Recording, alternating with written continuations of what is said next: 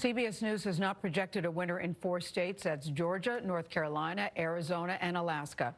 But we should point out that even if President Trump won those states, he would not be reelected. He doesn't have the votes. Nationally, President-elect, that's Joe Biden, now has 279 electoral votes.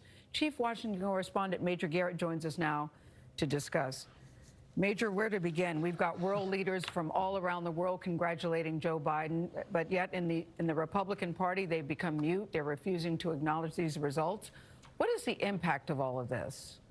Well, it goes against our history, it goes against good governance, and the longer it goes, the deeper it will create divisions in this country about what actually happened in this election. And the president and the Republicans who stand with him will have to bear the responsibility for whatever comes from that. I don't know what that's going to be, but this is not in concert with the way we approach governance in this country. It simply isn't.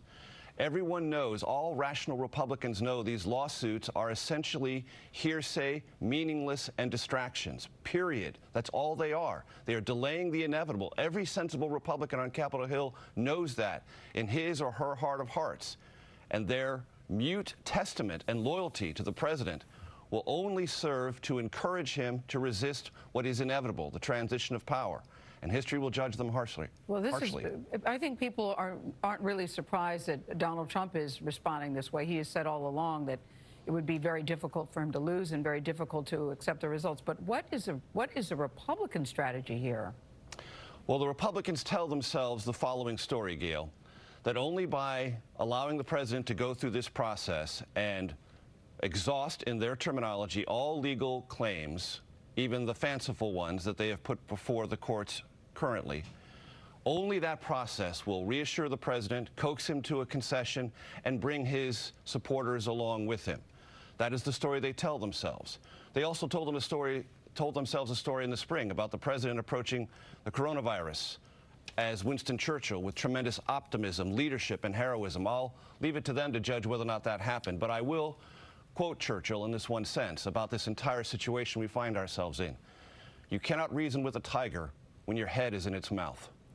So, you know, when you're a little kid on the playground, I think junior high school, they tell you either put up or shut up. So at what point does the Trump administration have to put up or shut up? We keep saying show evidence, and they haven't done so yet.